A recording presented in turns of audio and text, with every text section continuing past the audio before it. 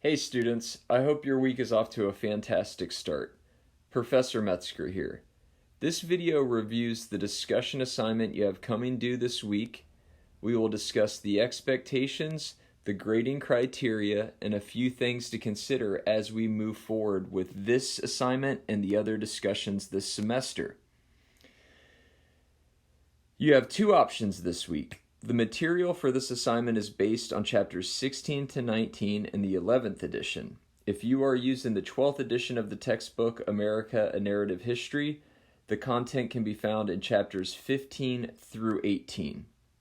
So please take some time, review the discussions grading rubric. There's another video link in the first part of the grading criteria that goes into further detail about the expectations, requirements, and citations.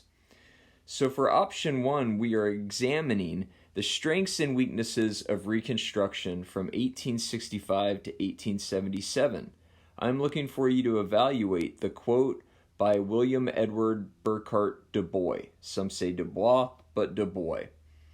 So the slave went free, stood a brief moment in the sun, then moved back towards slavery. And here is an example. If you reference this quote or Du Bois' words in your discussion, please cite it like this for full credit. And what I'm looking for you to do is reference specific historical examples from this week's reading in the textbook. You can also reference some of the videos and supplemental readings in the related module in Falcon Online. So you need to answer both of these questions. Do you agree or disagree with Du Bois? Why or why not? And I'm looking for you to organize your discussions in at least 2 separate paragraphs, indented, and in at least 8 complete sentences. And I do want to be transparent and give you a heads up. I am tough on the discussion assignments when it comes to the grading.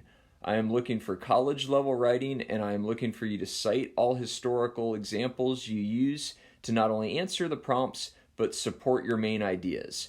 So please just get in the habit of, when in doubt, cite it out. And here's another example of how you do that. So you can make the argument, like anything in history, there were many successes, many failures of Reconstruction. And you can agree to an extent or disagree or a little in between with Du Bois' assessment of Reconstruction. But what he was really saying is there were some brief short-term successes, but however, once Reconstruction ended by 1877, those short-term successes ultimately turned into long-term failures. So use some examples. Look at things like the 13th through the 15th Amendments. You can reference the Black Codes, the Freedmen's Bureau. The list goes on and on. The rise of the Ku Klux Klan as negative events related to Reconstruction.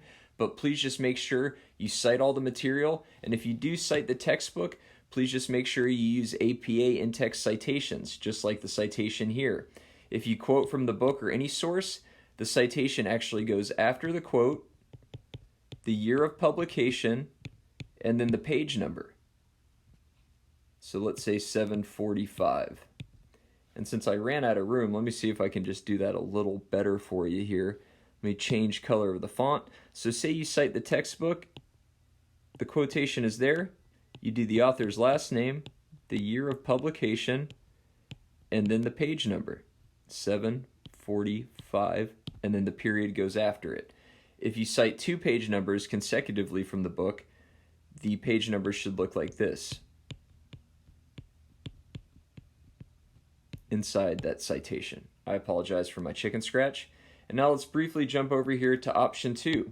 Option 2 is primarily based on chapters 17 to 19 in the 11th edition and chapters 16 to 18 in the 12th edition.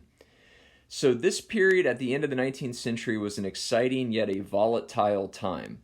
I'm looking for you to examine geographic and industrial expansion, the ways in which the United States expanded from the East Coast using railroads primarily all the way to the West Coast, the way the United States started to build new industry, for example, related to the railroads, the steel production, oil production, mining in the far west, the list goes on, coal mining in other parts of the United States as well. So I'm looking for you to look at both perspectives of the historical controversy. So do you think that this expansion after the American Civil War created more benefits or challenges for the United States in the second half of the 19th century? And again, you need to organize your response in at least 2 separate indented paragraphs. And each paragraph needs a strong topic and concluding sentence related to the main idea of that paragraph. And again, make sure you cite the textbook and any outside source, but I'm really looking for you just to examine the textbook. This period was really known as the Gilded Age because Mark Twain and Charles Dudley Warner, they had wrote and published a book called The Gilded Age, A Tale About Today. And just by the title of the book, The Gilded Age, on the surface it seemed like this industrial and geographic expansion was a boon and a strength.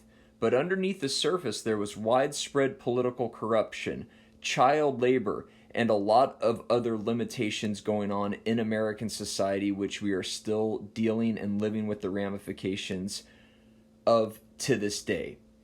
So hopefully this gives you an idea of some things to consider for option 2. Option 1, the relevant and related page numbers and chapters. And in review, we discussed what I'm looking for in the discussions, how you are being graded, click on the discussions grading rubric, and the expectations and the other requirements.